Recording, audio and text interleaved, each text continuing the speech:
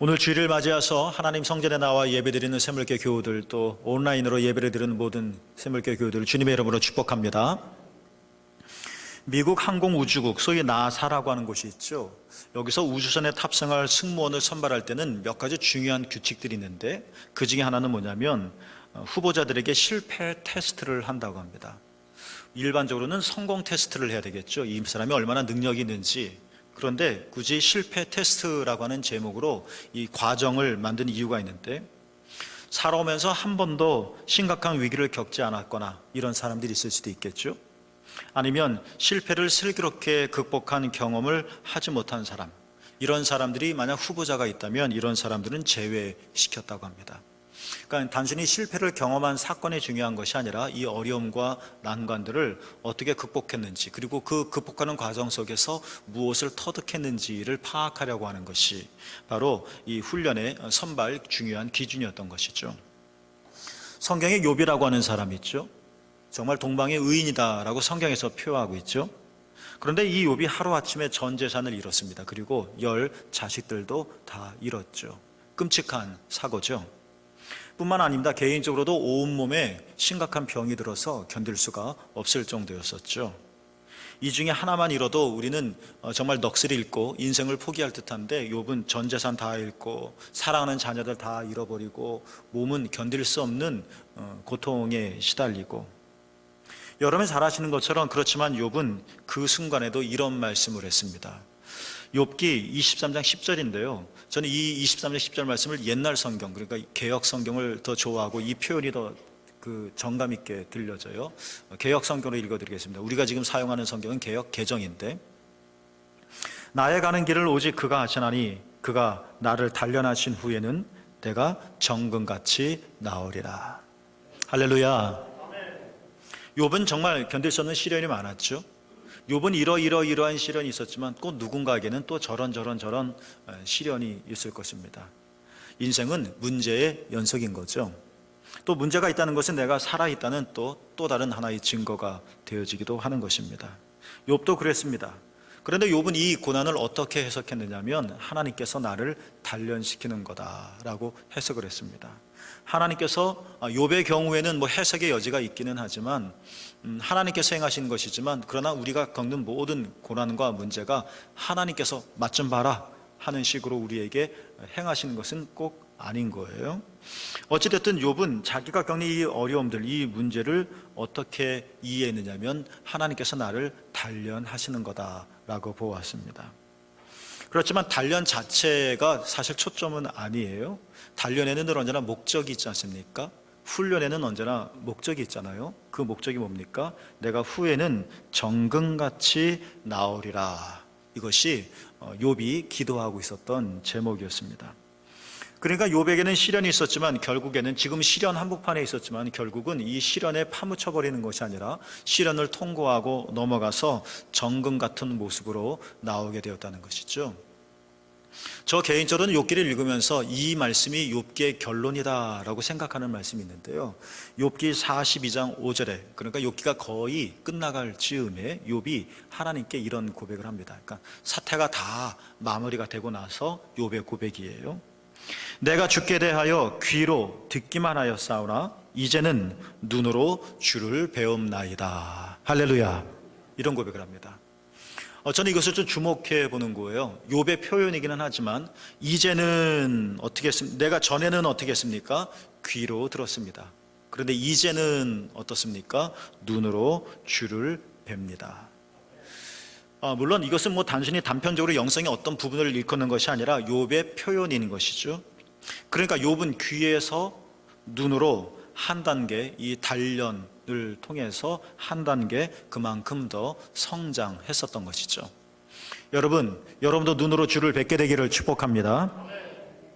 오늘 본문에 예수님께서 제자들에게 이렇게 말씀하셨습니다. 우리가 저편으로 건너가자 라고 말입니다. 따라 볼까요? 저편으로 건너가자. 물론 사실적으로 보면 저편이라고 하는 것은 갈릴리 호수 또는 갈릴리 바다의 다른 편을 가리키는 거죠. 반대편입니다. 배 타고 저쪽으로 건너가자라는 어떤 물리적인, 지리적인 공간을 일컫는 것이죠. 그러나 우리가 저편으로 건너가자라고 할 때 이 단어에는, 저편이라고 한 단어에는 우리가 이루길 원하는, 우리가 되고 싶어 하는 보다 성숙하고 보다 나은 어떤 삶을 상징한다라고도 볼 수가 있습니다. 우린 지금 2편에 있잖아요. 그런데 2편에서는 어려움을 겪죠. 2편은 내가 머물 장소가 아닌 것이죠. 우리가 이상으로 여기고 우리가 꿈꾸며 우리가 실현되어지기를 기대하는 저편이 있지 않습니까? 예수님께서 말씀하시는 거예요. 우리가 저편으로 건너가자. 제자들도 그렇고 또 오늘 본문에 있는 우리들도 마찬가지고 우리는 이 편에만 머물러서는 안 되고 저편으로 건너가야 되겠죠. 따라해 볼까요? 우리가 저편으로 건너가자. 예수님께서 이 말씀을 하신 거예요. 여러분, 우리가 이 편에서 허우적거리며 우리가 이 편에서 마음만 쓰다듬으며 우리가 이 편에서 신음소리만 토해내는 것이 아니라 주님과 함께 저편으로 건너가시기를 축복합니다. 주님이 우리를 이끌어 가실 거예요.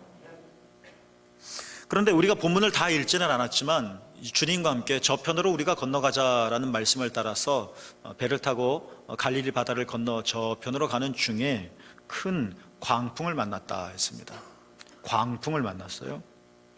누구나 다 저편으로 건너가길 원하는데 큰 광풍이 저편으로 건너가는 그 너무나도 기대하고 가슴 벅찬 그 일을 방해하고 있습니다. 우리는 뭔가를 시작할 땐 가슴이 부풀죠. 우리 뭔가 새로운 문을 열 땐 기대로 흥분에 차 있죠.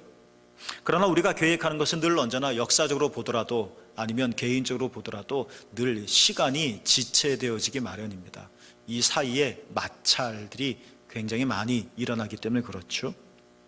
저편으로 건너가자 하는 주님의 말씀을 듣고 또 주님과 함께 저편으로 가는데 광풍이 나타나서 저편으로 가는 이런 영적인 성장의 도약을 꿈꾸는 제자들의 발목을 붙잡고 있는 것입니다. 자, 그렇다면 우리는 오늘 본문을 통해서 어떻게 이 광풍을 넘어서 저편으로 건너갈 수 있을까 하는 질문을 당연히 해야 할 것이고, 저는 광풍이 있음에도 불구하고 우리가 기대하고 꿈꾸는, 기도하고 소망하는 저편, 여러분 나름대로 다 저편이 있지 않습니까?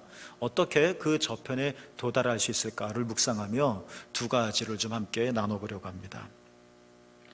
첫 번째는 여러분, 광풍으로 삶이 흔들릴 때 우리가 주님의 부르심을 한번 재점검해보면 어떨까 싶습니다. 우리가 저편으로 건너가자라는 이 예수님의 말씀을 씹어보면 우리는 이 예수님의 말씀 속에서 예수님의 끝없는 사랑을 느낄 수가 있습니다.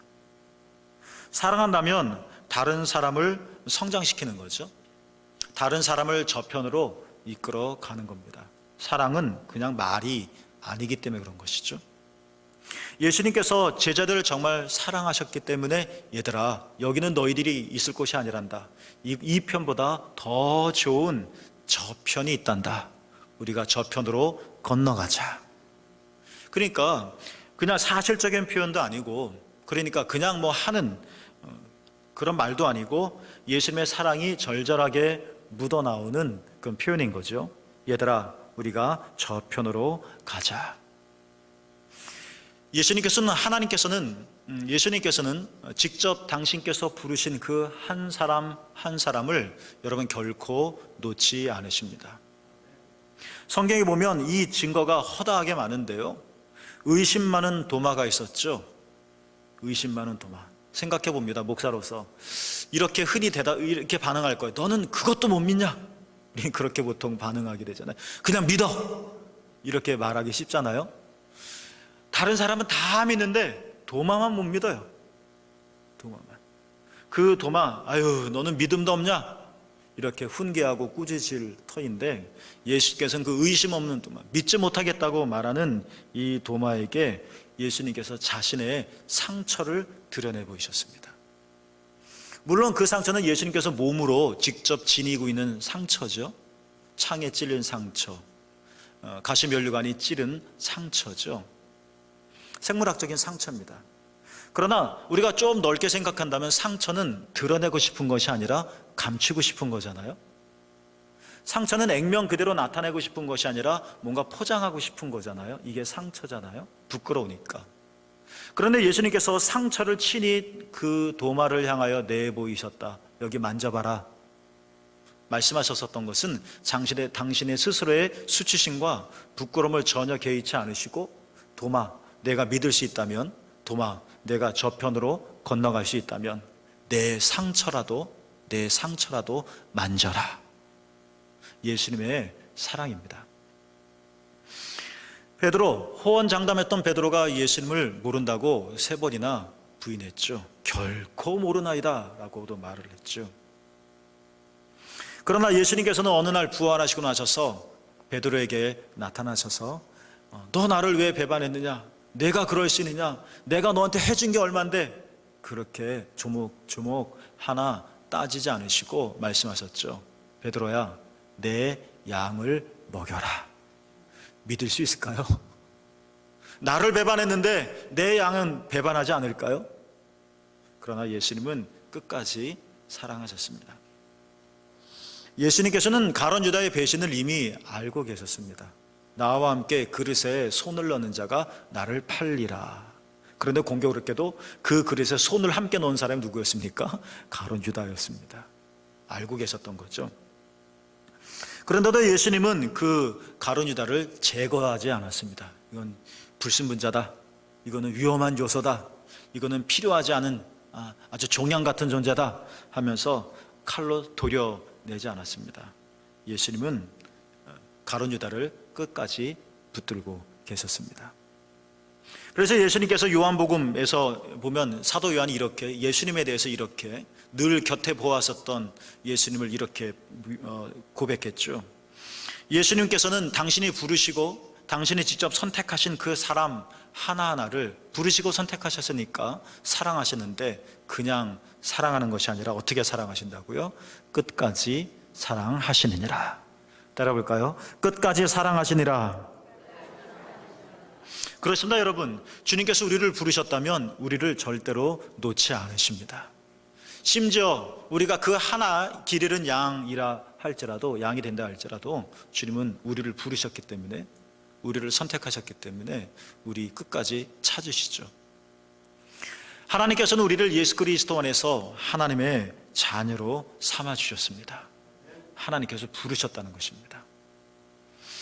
이것은 하나님의 우리를 향한 이 놀라운 사랑이 끝이 없다는 것이고 끊어질 일이 없다는 것을 말합니다. 우리는 도마와 같을 수도 있고, 아니면 어떤 면에서는 도마보다 나을 수 있고, 우리는 어쩌면 가룟 유다와 같을 수도 있지만 가룟 유다보다 더 악한 일을 예수님에게 행하지는 않을 거 아니에요. 그러나 도마나 베드로나 또 가룟 유다에게 이렇게 끝까지 사랑하신 예수님이라면 여러분을 향한 예수님의 사랑도 마찬가지일 것입니다. 그래서 우리가 때로는 광풍을 만나서 저편으로 건너가는데 노래를 부르며 찬송을 부르고 또 춤을 추며 신나서 저편으로 건너가다가 예상치 않은 광풍을 만나요. 그래서 우리가 흔들립니다. 삶이 흔들리고 위기가 옵니다. 그렇죠? 그때 우리가 해야 할 일이 하나 있습니다. 그것은 뭘까?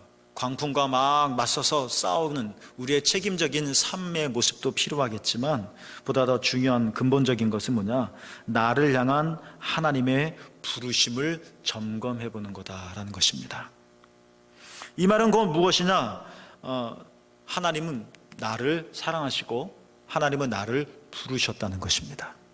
그리고 나를 부르신 하나님은 나에 대해서 끝까지 사랑을 지키시고 언약을 행하신다는 것입니다. 세계대전 때 총에 맞아 죽은 사람보다 이 전쟁의 공포와 두려움에 죽은 사람이 더 많다고 합니다. 가장 힘든 일은 어쩌면 외적인 물리적인 어떤 사건일 수도 있겠지만, 가장 나를 무너뜨리는 그런 어려운 일은 뭐냐면 정체성의 혼란이기도 할 것입니다. 내가 정말 아빠로서 맞나? 내가 엄마 맞아? 이런 정체성의 혼란. 하나님이 나를 목사로 부르셨나? 라는 이 사실에 대한 이 의심, 또 이 사실에 대한 확신이 흔들림, 이것이 있을 땐 목회를 놓아버리기 쉬운 것처럼, 우리 각각의 역할과 위치 속에서 내가 정말 이러한 존재가 맞나? 하나님께서 나를 이곳, 이 위치, 이 역할로 나를 부르셨나?에 대한 의심이 우리 안에 스며들어오면 우리는 정말 내 안에서부터 마치 댐이 그 안에서부터 균열이 이루어져 전체적으로 무너져 버리는 것처럼 내 영혼에 균열이 일어나서 무너지게 되어지는 것이죠. 로마서 11장 29절에 바울은 큰 틀에서는 자기 동족인 이스라엘을 향하여 염두에 두고 한 말이지만 단순히 이스라엘을 염두에 둔 말만이 아니라 하나님의 성품을 일컫는 중요한 메시지이기도 한데 이런 말씀이 나오죠. 하나님의 은사와 부르심에는 후회하심이 없느니라 말이 나옵니다. 하나님께서 은사, 여기서는 신령한 어떤 다른 은사가 아니라 하나님께서 주신 은혜의 선물, 은사입니다. 부르심, 내가 너를 어떠어떠한 목적으로 불렀다, 내가 너를 사랑함으로 불렀다, 이 부르심. 하나님께서 은사를 베풀어 주시고 부르시고 나서 에휴, 야 미안하다, 내가 후회한다, 철수하겠다, 철회하겠다, 주님 그러지 않으신다는 것입니다. 하나님의 은사와 부르심에는 후회하심이 없느니라. 여러분, 하나님께서는 여러분을 예수 그리스도의 십자가의 놀라운 사랑과 은총 가운데서 여러분을 하나님의 자녀로 부르셨습니다. 그러니까 우리가 삶이 흔들리고 내 삶의 기반이 흔들려서 내 삶 전체가 위기 가운데 빠질 땐 우리가 한번 점검해 봐야 될 것이 하나 있는데, 내가 누구냐라는 것입니다. 하나님이 나를 사랑하시고 하나님이 나를 부르셨다. 하나님 나를 자녀로 삼으셨다. 하나님 나를 자녀로 삼으셨다고 해서 내가 광풍을 안 만난다, 이런 거는 아닙니다. 제자들도 광풍을 만났잖아요. 광풍을 만나지만 나는 하나님의 자녀다. 하나님이 나를 부르셨다. 하나님께서 나를 자녀로 부르신 이 부르심은 결코 철회되어지지 않는다. 여러분, 그때 우리가 하나하나 다져야 될 것이 있습니다. 그리스도 예수 안에서 여러분 한 분 한 분은 하나님의 사랑받는 자이며 하나님이 기뻐하시는 분이심을 확신하시고 한 발 한 발 내딛게 되기를 예수님의 이름으로 축복합니다. 우리가 저편으로 건너가자, 이 예수님의 말씀을 들을 땐 우린 이 말씀 속에서 예수님의 어떤 의도를 엿볼 수가 있습니다. 우리의 믿음과 우리의 인격과 우리의 삶이 하나 더 한 단계 더 성장하고 발전하고 성숙하는 이 이끄심, 이 인도하심을 우리가 저편으로 건너가자라는 예수님의 말씀 속에서 느낄 수 있다는 것입니다. 예수님께서 우리에 대한 어떤 기대나 또 우리에 대한 아름다운 꿈, 이런 것들이 전혀 없었다면 야 그냥 대충 여기서 살아, 그게 인생이야, 이 편에서 그냥 살아, 그냥 귀찮게 넘어가야 되겠어요, 저편으로. 그냥 여기서 50, 60 살다가 죽어서 천국 가면 되지, 그렇지 않겠어요? 그런데 예수님은 그렇게 말씀하지 않으셨습니다. 우리가 저편으로 가자. 우리는 밥을 먹으면 몸의 부피가 커지듯이 우리는 믿음과 신앙으로, 하나님 사랑으로 내 영혼의 부피도 커져야 한다. 예수님의 기대와 예수님의 의도가 있는 것이죠. 요한복음 15장 16절에서 15장 전체가 예수님의 설교인데 이런 말씀을 예수님께서 친히 하셨습니다. 너희가 나를 택한 것이 아니요 내가 너희를 택하여 세웠나니 이는 너희로 가서 열매를 맺게 하고.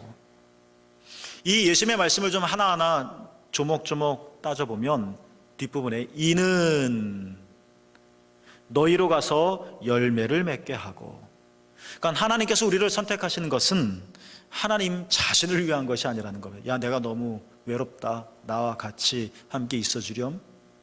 야 내가 너무 힘들다, 나와 좀 도와주지 않겠니? 이렇게 우리를 하나님께서 선택하시는 것은 하나님 자신을 위해서가 아니라 이는 너희로 가서 열매를 맺게 하려 합니다. 예수님께서 여러분을 왜 부르셨을까요? 여러분 삶에 하늘나라의 신령한 열매를 주시기 위한 것입니다. 예수님께서 우리를 왜 부르셨을까요? 우리를 부려먹고 우리를 이용하시고 우리를 착취하게 함이 아닙니다. 예수님께서는 우리로 삶의 하늘나라의 풍성한 열매를 보기를 원하시는 것이죠. 제가 다 읽지는 않았지만 소개해드렸던 요한복음 15장 16절 말씀이 좀 긴데 제가 한 반만 읽었거든요. 그 뒷부분엔 또 이런 말씀이 있습니다. 이는 너희로 가서 열매를 맺게 하는 것이다 뿐만 아니라 그 열매가 언제나 남아있게 하려는 것이다 이런 말씀도 하셨죠. 여러분, 그렇습니다. 여러분이 예수 그리스도 안에 거하시면 주님께서 여러분에게 열매를 맺게 해주십니다. 그 열매는 우리의 것이죠. 또 기억해야 할 것은 우리가 주님을 택한 것이 아니라 주님이 우리를 택하셨다는 것입니다. 나는 내가 예수를 믿고 결단한 걸로 생각하죠. 누가 전도했을 때 내가 결정했지. 내가 교회에 발을 내디디는 것이 나의 어떤 선택, 결심, 그렇죠. 그러나 그게 전부이고 그게 다일까요? 하나님이 우리를 선택하셨다는 것입니다. 우리가 막 발버둥 치지만, 우리가 뭔가 열심히 살아가지만 이 모든 것들이 하나님의 그 크신 은혜 안에 다 담겨져 있는 것입니다. 만약 내가 하나님의 부르심을 받고 내가 하나님의 선택되어진 그 근거가 내 자신에게 있다고 한번 생각해 보십시오. 만약 내 감정이 푹 처지고 내 의욕이 땅바닥으로 떨어지고 내 의지가 한없이 약해지고 내 생각이 계속 어리석어지고 내 행실이 바르게 살지 못할 땐 하나님께서 그렇지 않았었던 나를 보시고 선택하시고 부르셨는데 이제 내가 이러니 우리는 불안할 수밖에 없겠죠. 내가 이전보다 착하지 못하니까, 내가 이전보다 의지가 강하지 못하니까, 내가 이전보다 감정이 우울하니까, 내가 이전보다 열정이 수그러들었으니까 이제 결론은 뭐예요? 그만큼 떨어진 만큼, 내가 떨어진 만큼 하나님이 나를 버리시고 덜 사랑하시고 외면하시고 떠나시지 않을까 하는 불안이 우리에게 스며들겠죠. 그러나 주님은 그렇게 말씀하지 않으셨습니다. 물론 내가 올바른 감정과 생각과 의지를 가지고 선택하며 나가야 되겠지만 그런적으로 너희가 나를 택한 것이 아니란다. 내가 너희를 택하였다. 그러니까 주님이 내 손을 꽉 붙잡은 거죠. 내가 주님의 손을 붙잡은 것이 아니라 주님이 내 손을 붙잡으신 거죠. 그러니까 내가 놓으려고 해도 사실 이 놓여짐이 쉬운 게 아닌 겁니다. 풍랑 속에서 주님은 여전히 우리를 붙들고 계십니다. 이 코로나 상황 속에서도, 이 경제적인 어려움 속에서도 주님이 여러분을 여전히 붙들고 계십니다. 주님은 지금도 우리에게 말씀하십니다. 얘야, 우리가 저편으로 가자. 주님, 우리가 저편으로 함께 가요. 내 말이 아니라 주님이 말씀하셨습니다. 아무개 아무개야, 내가 도와줄게. 우리 함께 저편으로 건너가자. 여러분, 때로는 깜깜하고 때로는 막막하고 때로는 우겨 쌓인 것 같지만 그래도 우리는 지금 저편으로 가고 있는 중입니다. 주님이 우리를 이끌어 주시는 거죠. 그 주님 잘 따라가시기를 축복합니다. 광풍으로 인해서 내 삶이 무너질 때 우리가 해야 할 것은 무엇일까? 우리는 어떻게 저편으로 건너갈 수 있을까 하는 두 번째 묵상은, 우리가 문제를 바라보기보다는 하나님을 바라보면 어떨까 하는 생각을 한번 해봅니다. 38절에 보면 이 큰 광풍에 시달리던 제자들이 선생님이요, 우리가 죽게 되는 것을 돌보지 아니하시나이까 라고 이야기를 합니다. 제자들은 예수님과 함께 있었습니다. 그리고 예수님도 제자들과 함께 있었습니다. 이렇게 제자들과 예수님의 함께 있음은 막연한 것이 아니었습니다. 배에 같이 있었습니다. 배에 같이 있었잖아요. 예수님 저 멀리가 아니죠. 그냥 한 존재의 터에 있었던 것이죠. 이렇게 예수님이 함께 계셨음에도 불구하고 제자들은 죽음이라고 하는 단어를 쉽게 내뱉었습니다. 그렇습니다. 광풍은 무섭죠. 그리고 광풍은 두렵습니다. 그리고 광풍이 불면 우리 삶의 어떤 부분은 떨어져 나가기도 하게서 아픔을 겪기도 하겠죠. 그러나 두려움이 두려운 일을 없애주지는 못하죠. 그럴 바에 차라리 하나님을 두려워하는 것이 훨씬 더 우리에게 유익한 일인 것입니다. 마태복음 10장은 예수님께서 제자들을 파송하시는 내용입니다. 그러니까 그 이전에 예수님께서 제자들을 선택하셨죠. 제자로 세우셨습니다. 그리고 짧게라도 가르치시고 훈련시키셨죠. 이제 첫 번째 실전이 있는 겁니다.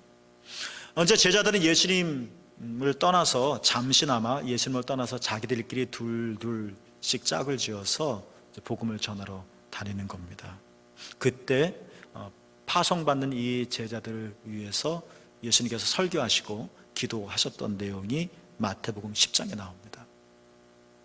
근데 그 예수님의 설교의 부분 중에 중간쯤에 보면 예수님께서 참새 2마리 그리고 머리털에 관한 비유를 드시면서 예수님께서 이런 말씀을 하신 적이 있습니다. 제자들뿐만 아니라 오늘 우리들에게도 주시는 말씀이겠죠. 마태복음 10장 31절인데 두려워하지 말라. 너희는 많은 참새보다 귀하니라. 여러분 참새보다 귀하시죠? 아유, 참새보다 못한 XX 그러진 않으시겠죠? 아무리 못나도 우리가 참새보다 낫지 않겠어요? 참새는 짹짹밖에 못하는데 우리는 좀 더 말하잖아요.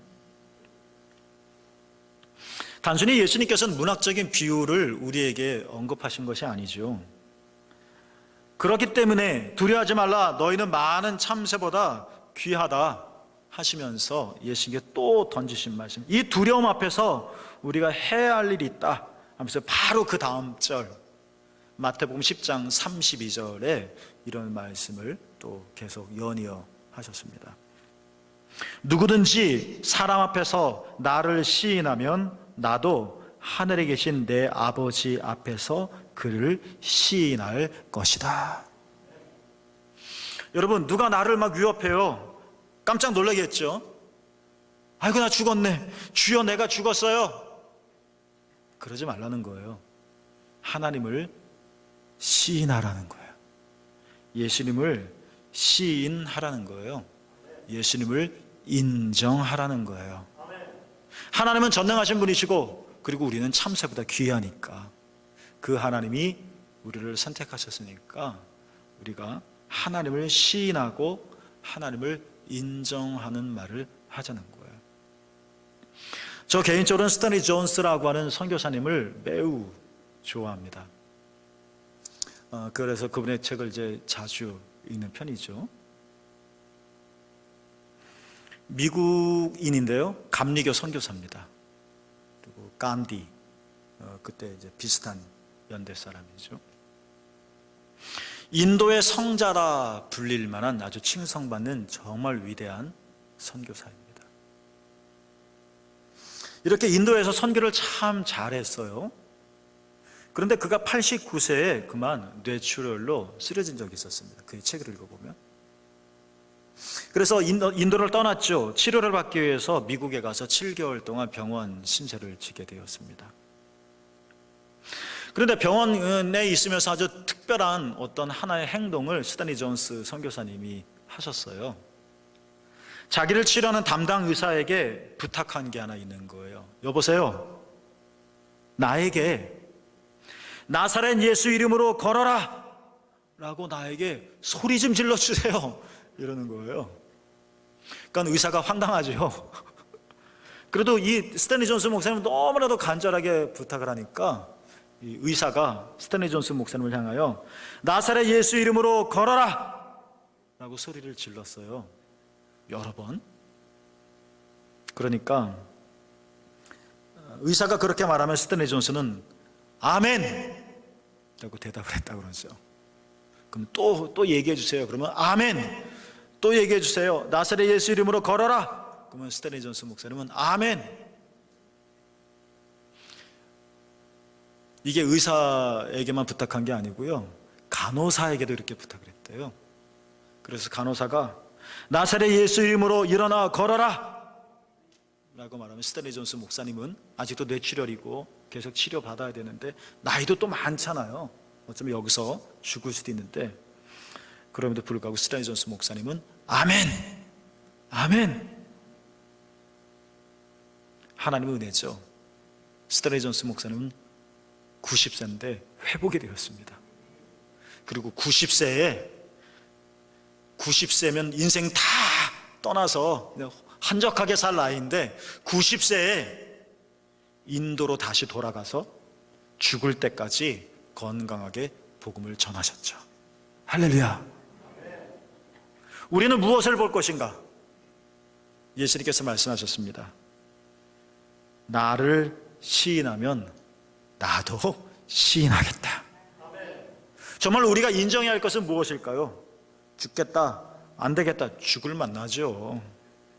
안 될 것 같죠. 맞아요. 그러나 사람이 어떻게 풍랑을 이길 수 있고, 더구나 그냥 단순히 풍랑이 아니라 광풍이 있고, 그냥 광풍이 아니라 큰 광풍이지 않습니까? 사람이 어떻게 이걸 이길 수 있겠어요? 안 되죠. 우리는 이길 수 없죠. 그러나 예수님은 말씀하셨죠. 잠잠하라, 고요하라. 그랬더니 정말 바람과 바다가 잠잠해졌죠. 누구를 시인할 것인가? 나를 삼켜 먹으려고 다가오는 광풍을 시인할 것인가? 아니면 잠잠하라, 고요하라 라며 이 사나운 바다를 잠재우시는 예수님을 시인할 것인가? 89세라 가는 내 나이를 시인할 것인가? 나사렛 예수 그리스도 이름으로 일어나 걸어라, 그 말씀을 시인할 것인가? 그렇죠, 여러분?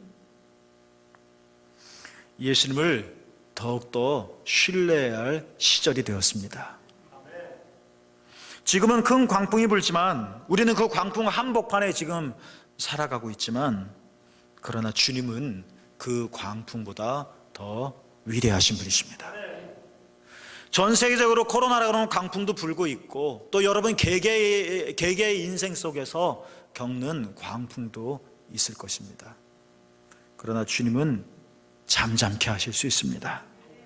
그 주님을 우리가 신뢰하며 내 인생의 배에 함께 계시는 그 주님을 의지하며, 그리고 우리의 말, 우리의 삶 성찰하고 재정돈하면서 내가 죽게 됐어요 라는 습관적인 내 삶, 내 말 이런 것이 있다면 바꿔 나가면서 예수님과 함께 이 코로나의 광풍을 지나 샘물교회 교우 여러분 모두가 다 저편으로 건너가시게 되기를 주님의 이름으로 축복합니다. 기도하겠습니다.